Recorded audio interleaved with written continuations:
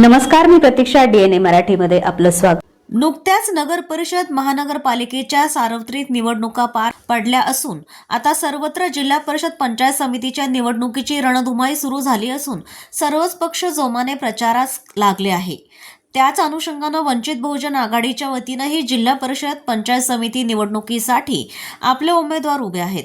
मात्र काही ठिकाणी सोशल मीडियाच्या माध्यमातून खोट्या अफवा पसरविल्या जात आहेत की आमची वंचित बहुजन आघाडीसोबत युती झाली आहे.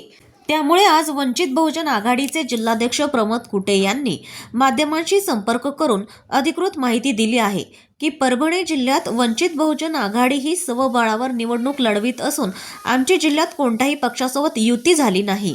यावेळी वंचित बहुजन आघाडीचे शहराध्यक्ष मुदस्सीर असरार, प्राध्यापक सुरेश शेळके, महिला जिल्हाध्यक्ष सुनीता साळवे, रणजित मकरंद, संदीप खाडे, गणेश गाढे, अमोल अंभोरे, प्रमोद अंभोरे, राजेश गायकवाड, युसुफ कलीम, मुझफ्फर खान यांच्यासह वंचित बहुजन आघाडीचे पदाधिकारी उपस्थित होते. सर्वप्रथम सर्व भारतवासियांना प्रजासत्ताक दिनानिमित्त खूप खूप शुभेच्छा. आज वंचित बहुजन आघाडीच्या सर्व पदाधिकाऱ्यांसोबत विश्वरत्न डॉक्टर बाबासाहेब आंबेडकर यांना पुष्पहार अर्पण करून आम्ही प्रजासत्ताक दिन साजरा केलेला आहे. आणि वंचित बहुजन आघाडीचे उमेदवार रिंगणामध्ये उतरलेले आहेत. वंचित बहुजन आघाडीच्या वतीने सर्व माय जनतेला विनंती करतो की जे वंचित बहुजन आघाडीचे उमेदवार उभे आहेत त्यांना आपण भरघोस मतांनी विजय करावं. आणि आपल्या माध्यमातून एवढीच माहिती देतो की आमची वंचित बहुजन आघाडीची स्वबळावर लढण्याची ताकद आहे आणि आम्ही स्वबळावर लढत आहे. आमची कुठल्याही पक्षासोबत युती झालेली नाहीये.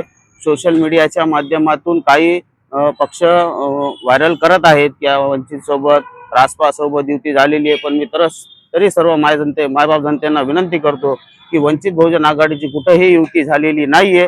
आम्ही स्वबळावर लढत आहोत. आपण वंचित बहुजन आघाडीच्या मतदारांना बहुमताने विजय करून आज आपण वंचित बहुजन आघाडीला विजयी करावं. प्रतिनिधी बालाजी कांबळे, DNA मराठी, परभणी.